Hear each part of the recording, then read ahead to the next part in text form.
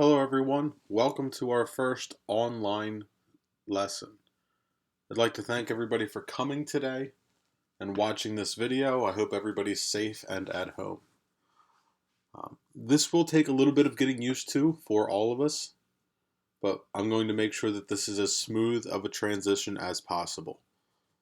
So, unlike some of your other courses, I'm not going to require you to be in front of the computer at a certain time on a certain day. I'm going to upload these videos and let you watch them at a time that's convenient for you. I know some of you may have to watch younger siblings, some of you may have to work, whatever it may be. You'll have access to these videos throughout the week. The last section that we discussed in class was chapter 11. So we're going to move on now to chapter 12, and I'm going to try to keep this as similar to our in-class course as possible. So we're going to start with our thought questions. Obviously, I won't have much participation back, but we'll do our best to set up the type of questions that we would have asked.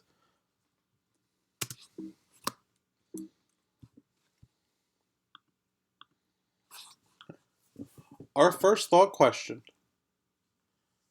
Students in a statistics class were asked whether they prefer an in-class or take-home final exam, and were organized as to whether or not they received an A on the midterm. Of the 25 A students, 10 preferred a take-home exam. Of the 50 non-A students, 30 prefer to take home. How would we want to display this data in a table? Now, if we think about this, we have multiple variables.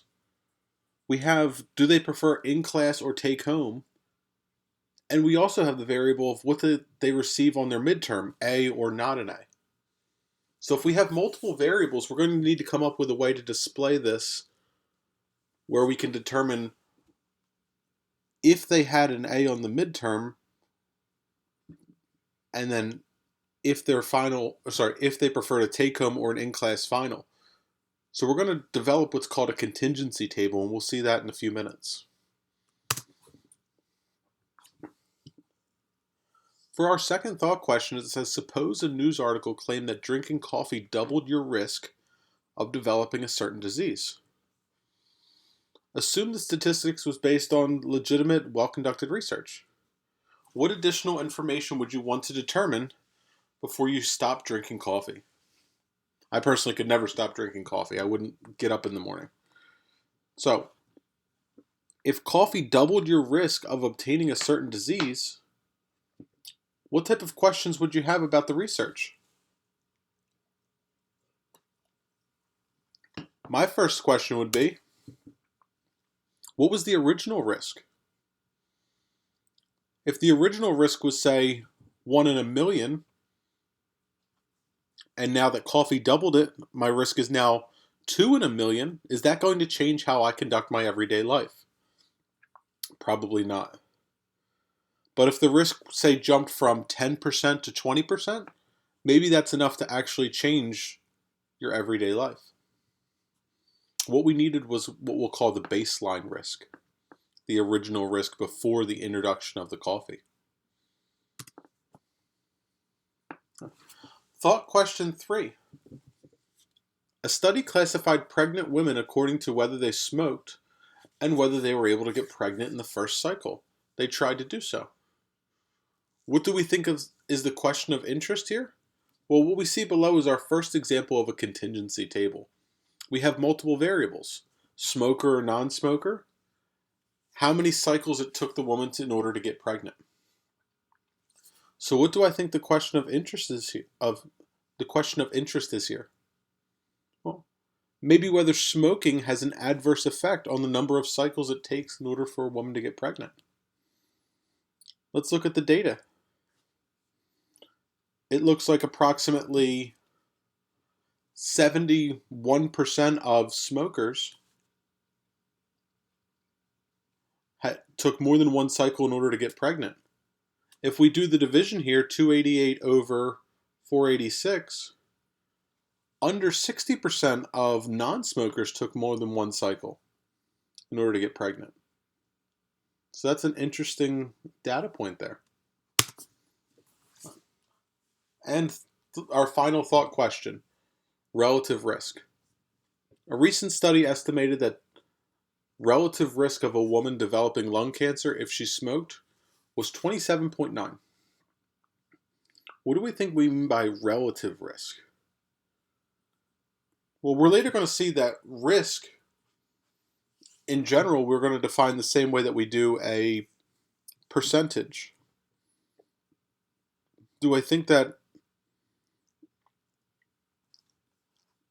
somebody's relative risk would be 27.9? What does that mean? When we think about relative risk, we're going to define this in a few moments. It's going to be the increase or the change in risk based on the additional factor. So in this case, it would be an increase. By smoking, the increased risk was 27.9 compared to a non-smoker. So we are now in section 12.1. We know that our chapters are very short. Displaying relationships between categorical variables and contingency tables. So if we look at our contingency tables, we present both the explanatory and the response variable. Here we're specifically saying our explanatory variable is going to be our row, our response, our column. If we go back, this was our first example of a contingency table. Our explanatory variable, smoker or non-smoker. Response variable, the number of cycles that it took in order for the woman to get pregnant. Let's look at a second example. Aspirin and heart attacks. So I'm sure many of you have heard that taking aspirin, specifically a baby aspirin, once a day will reduce your risk of a heart attack. So what we have here in our case study, our explanatory variable is whether the person took an aspirin a day or a placebo a day. Remember, we have to counteract that placebo effect. And our response variable is whether or not they had a heart attack. If we look at the totals here, while the totals, 11,000 and change, are very similar for both, you are nearly twice as likely to have a heart attack on the placebo as you were on the aspirin. So the aspirin actually did mitigate that risk.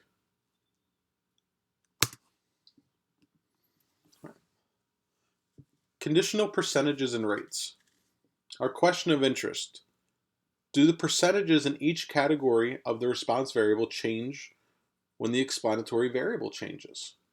So if we go back to that previous example,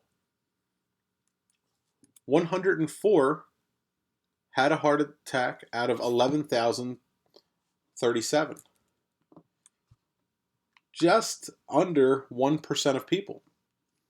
If we look at the placebo group, that's nearly 2%.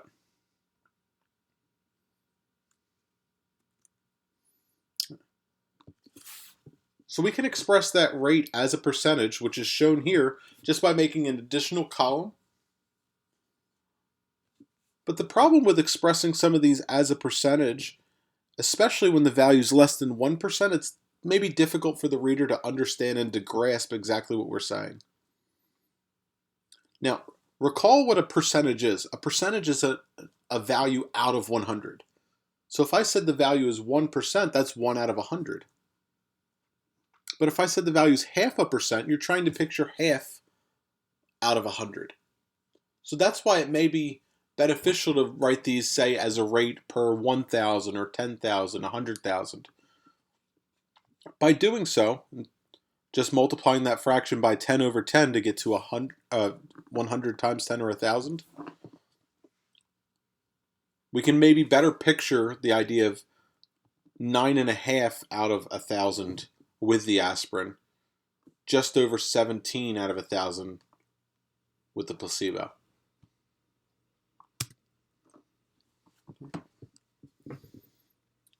Young drivers, gender, and drinking under the influence of alcohol. Case study challenging law that differentiated ages between young men and women when they bought beer.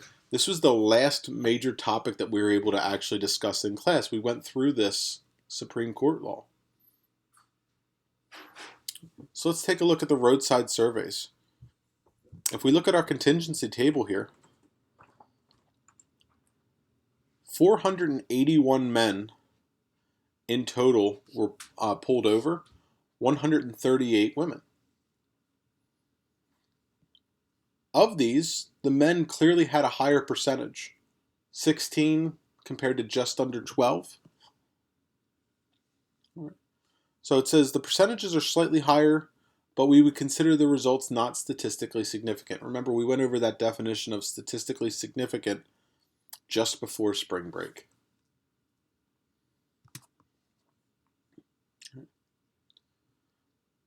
The ease of pregnancy for smokers and non-smokers. So it says, as we discussed, our explanatory variable was smoking versus non-smoking. Our response was the number of cycles in order to get pregnant, one or more than one. So it's a much higher percentage of non-smokers than smokers were able to get pregnant during their first cycle. We cannot conclude that smoking caused the delay, however, because of the potential confounding variables. People who smoke may also have additional life, we'll say they could have additional life choices that could also cause a delay in pregnancy. They could have a different diet. They could exercise a different amount, and so on. Now, these terms that we're going to discuss now, especially the first few, percentage, proportion, probability, and risk, they can be used almost interchangeably. The risk of having a trait is the number with the trait divided by the total. That's the same way that we define the probability, the same way that we define the proportion. So probability, proportion, and risk all mean the exact same thing. You'll hear me use these terms interchangeably. To convert that to a percentage, we simply take the proportion, the probability, the risk, and multiply it by 100%, or 1. The only term here that's different is odds. The odds of having a trait are the number with the trait to the number without the trait.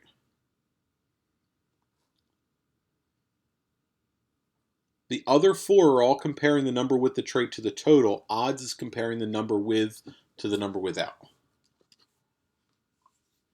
So let's look at this example. A population contains 10,000 individuals, 400 of which carry the gene for a certain disease. Equivalent ways to express this proportion. Okay. 400 have the gene out of 1,000. So how would I write that as a proportion? 400 over 1,000, or 0.4. As a probability, 400 over 1,000. As a risk, 400 over 1,000. If I take the probability, the risk, the proportion, again, all meaning the exact same thing, and if I multiply that by 100%, I converted this to a percentage. 0.4 by 100% gives me 40%. You have a 40% risk. Odds, remember, are the only thing that we define slightly differently. The odds are the number 4 over the number against. So if there's 1,000 total and 400 have the gene, then 600 don't have the gene. So all I'm doing is writing the fraction of 400 to 600 and simplifying. So, especially when we're answering our questions in WebAssign, we want to make sure that we always simplify down as far as possible unless we're specifically told not to. So if I were to write the fraction of 400 divided by 600, that's equivalent to the fraction of 2/3. We would write 2/3. We wouldn't write 400 over 600. Always simplify down.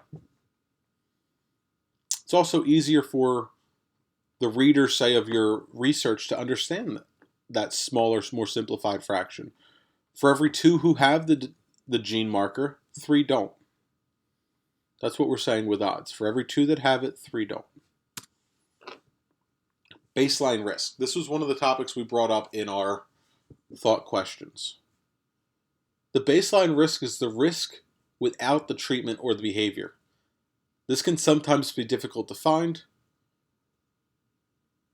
If a placebo group is included, we just consider whatever the risk of the placebo group is as the baseline risk. So if we were trying to determine, say, if we go back to our original thought question,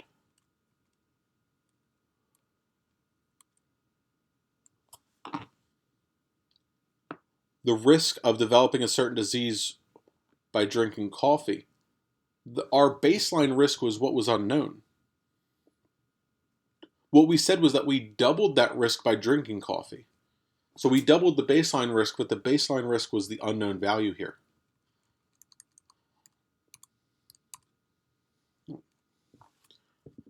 Relative risk of an outcome of two categories of explanatory variables is the ratio of the risks for each category. So if I look at this, the relative risk of 3 is the risk of developing disease from one group is 3 times what it is for another. So if I have a relative risk that's higher than 1, you're more likely to develop it. In this case, 3 times as likely. If I had a relative risk that's less than 1, you would be less likely. If the relative risks are exactly 1, that means that the ratio is equal. And if the ratio is equal, then both groups are equally likely. So let's look at this example.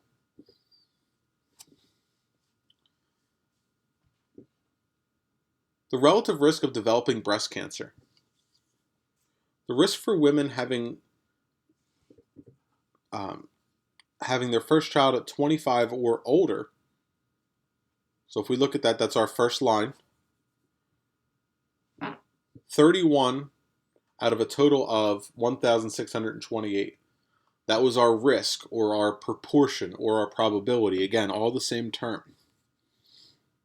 The risk for a woman having their child before 25, their first child, was slightly lower. So if we wanted to compare now the relative risk of developing breast cancer, it's the ratio of these two values. The risk of developing breast cancer, we're saying, is 1.33 times higher. One ratio divided by the other ratio.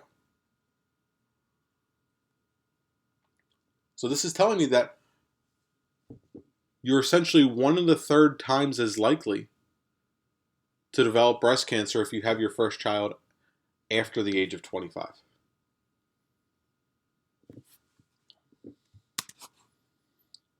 Increased risk. This should be one of the easier topics we discuss all section. Increased risk is equal to the change in the risk divided by the baseline. And of course, if we want to write this as a percentage, we'll multiply by 100%. That's the same as the relative risk minus 1. Both of these formulas will give you the same answer. If I already have the relative risk, I'll use the top. If I already have the relative risk, I'll use the bottom formula. If I only have the baseline risk, I won't calculate relative risk first. Both of these formulas do the same work.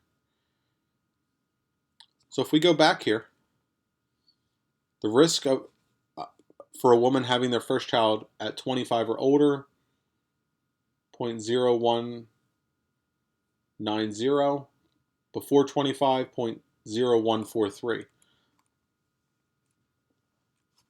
This was our baseline risk, right? The 0.0143. The change in behavior would have been having the first child after 25. We want to see how that would affect the breast cancer rates. So the change in the risk is just the difference of these two. So the increased risk is just under 33%. The increased risk would be 33%. There's a 33% increase in the chance of developing breast cancer. Now, I could have answered that on the previous slide. Why is that? Look at the relative risk. 1.33. So from 1.33, the bottom formula for increased risk, 1.33 minus 1, 33 hundredths multiplied by 100%, or 33% approximately. There's a 33% increase no matter which formula that we used. Odds ratio. Odds ratio is the ratio of the odds of getting the disease to the odds of not getting the disease. That's what we said odds were, right? Odds don't compare to the total. Odds compare with the trait to those without the trait. So if we go back, 33 women developed breast cancer and then 1,597 did not if they had their first child at 25 or older. So the odds are simply that ratio. If that fraction doesn't simplify, we can just write that as a decimal. That doesn't matter. You can keep it in either form. Be careful when you get to WebAssign whether they ask for a fraction or a decimal. We can do a similar calculation for the odds before the age of 25. The odds ratio is simply the ratio of the two odds, dividing the two values. We won't use the alternative formula, but that is in our text if you would like to look at it. Relative risk and odds ratios in journal articles. Researchers often report relative risk and odds adjusted to account for confounding variables. For example, suppose the relative risk of getting cancer for those with a high-fat and low-fat diet is 1.3, adjusted for age and smoking status. The relative risk applies approximately for the two groups of individuals of the same smoking status and the same age, where one group has a high-fat diet and the other does not. So by accounting for the confounding variables of age and smoking status, what they're able to say is if you are a smoker and one person has a high-fat diet and one person does not, that's still the relative risk. The increase in the risk is 30% still. If you are not a smoker and say an elderly person, you're being compared to only non-smokers and elderly people, and still high-fat versus low-fat diet, it's still a 30% increase in risk.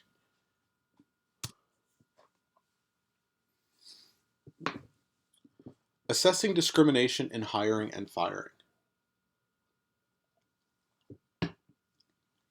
Layoffs by ethnic groups in the Labor Department employees. So if we look at these values in our contingency table, 8.6% of African Americans were laid off, where only 3% of white Americans were laid off.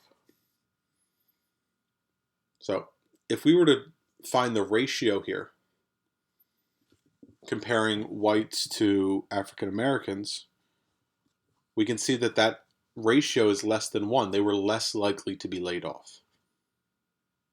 If you were to find the reciprocal of that, 8.6 over 3, they were approximately 2.87 as your ratio. So now it says, let's look at the odds ratio. Remember, for the odds ratio, we have to calculate the odds first. So to calculate the odds, you'd have to calculate the odds of a African American being laid off, which would be 130 to 1,382. The odds of a white American being laid off, 87 over 2,813. And then you'd find the ratio of these values. So if you were to find the ratio of those two,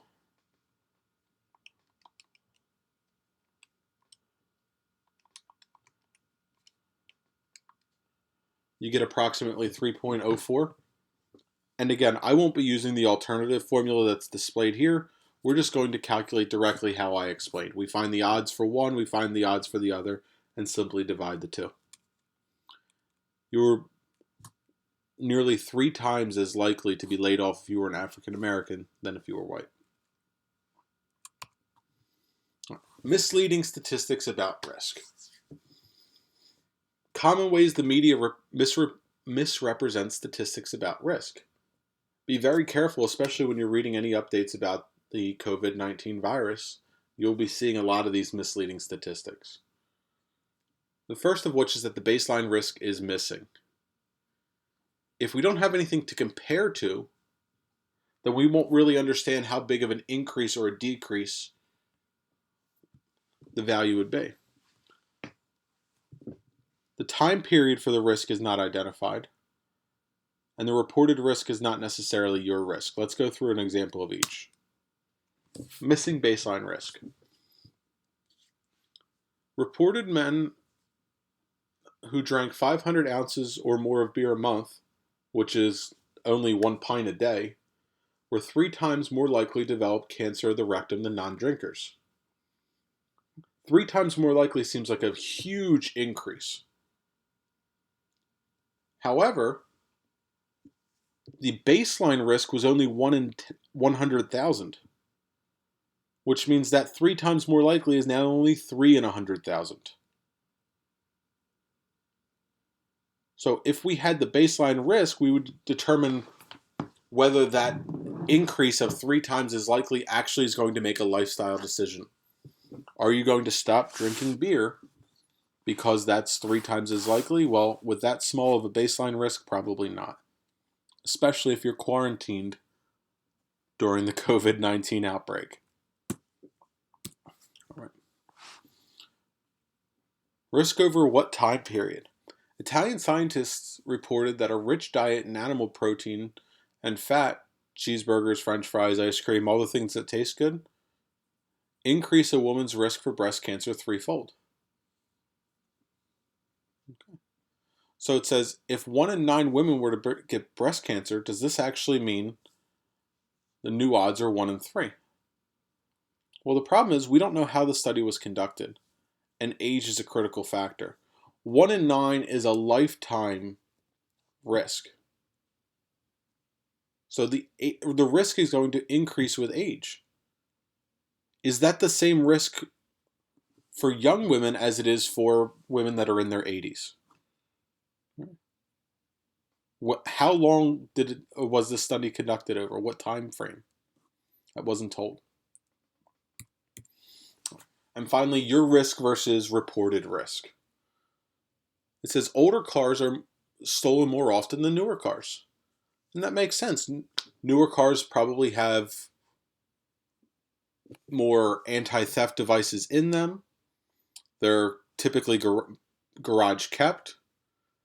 And older cars may be in a less affluent neighborhood where there's more crime in general. So if I were to buy a new car, would my chance of having my car stolen increase or decrease?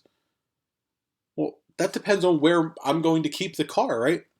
If I keep the car locked in a garage, it doesn't matter if it's a new car or old car, it's unlikely to be stolen. If I keep the car parked on the side of a street in a neighborhood that has more crime and I don't lock the doors, again, it doesn't matter if it's a new car or an old car, it's probably more likely to be stolen. So you want to compare your risk to the reported risk.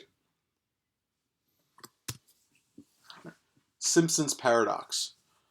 We did allude to this before our midterm. Simpson's paradox, to me, is one of the more interesting things that we'll discuss all semester. It says relationships appear in one direction if a third variable is not considered, and in the complete opposite direction if it is considered. So because of this, if we summarize the information, we could get contradictory results. Let's look at our example. Simpson's paradox for hospital patients, survival rates for standard and new treatments. If I look at Hospital A only had 100 total patients that had the standard treatment and 1,000 that had the new treatment. 95% in hospital A of the patients with the new treatment, 95% of the patients with the standard treatment died, where only 90 with the new treatment. So it seems like the new treatment was effective. Now let's compare this to hospital B. In hospital B, 50% of the people with the standard treatment lived, and 95% of the people with the new treatment lived? So it says it looks like the new treatment is a success at both hospitals, especially at hospital B. However, if I were to compare the total results, not just hospital A and hospital B separate, if I were to combine them and say, in the two hospitals, what happened? By combining the data, the standard treatment was actually the superior treatment. Now, why would something like this happen? Well, let's think about hospitals. Not all hospitals are treated equally, right? Not all hospitals are created equally. Maybe more serious cases came to hospital A. Maybe hospital A is known for treating more serious, more deadly cases. Hospital B being more run-of-the-mill cases. So that's why hospital A had such a higher fatality rate, because they had patients that were in a more serious condition compared to hospital B that didn't have as serious of patients. By combining the two groups, what we saw was that you actually had the inverse of what you had separately. Separately, the new treatment was better in both hospitals. By combining them, the new treatment was inferior. This is our classic example of Simpson's paradox. You're going to be seeing a couple homework questions about Simpson's paradox. One of the questions from the textbook, if everybody could take out their textbook now.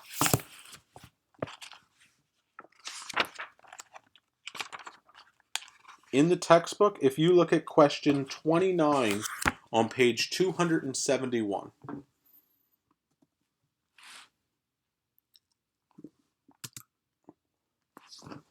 This is our example, page 29 on, question 29 on page 271. What we have is the admission data for UC Berkeley and two programs. Just a second example to go through. If I look at program A and if I look at program B, in program A, the admission rate for men would have been 400 over 650, about 62%. For women, 50 over 75, or about 67%. So women were more likely to get into program A than men were. Now if I look in program B, for men, 50 over 350, about 14%. For women, 125 over 425, about 29%. Again, women were more likely to be admitted to program B. So if I look at these values separately, women are more likely to get into program A, women are more likely to get into program B. But look what happens when I combine the data. If I were to combine these data points here, 1,000 total men, 650 plus 350, 1,000 men applied. 450 of them were admitted. So that's a 45% admission rate. 500 women, 75 plus the 425, applied. And 175 out of the 500 were admitted, which is a rate of 35%. 45% for men, 35% for women. In total, men were more likely to be admitted than women were. But if we look at the two programs separately, women were more likely in both cases. This is Simpson's paradox. Let's try to decipher why. Let's look at program A. Program A had a high admission rate for both men and women, even though women's admission rate was higher. The bulk of the men applied to program A. Program B had lower admission rates for both men and women. And women were more likely to apply to Program B. So because women were more likely to apply to Program B, which was the program that had the stricter admission policy, when I combined the two data sets, Program A and Program B, women were less likely to be admitted into the college in general, even though they had a higher admission rate in both programs. So this is our first of our video lecture series. This was Chapter 12. The homework for Chapters 11 and 12 will be posted on WebAssign. You're going to be seeing a lot of these videos in the next 4 or 5 weeks. Please stay on top of things. If you have a question, send me a message on WebAssign. If you can't send me a message on WebAssign, send me an email. Good luck and stay safe.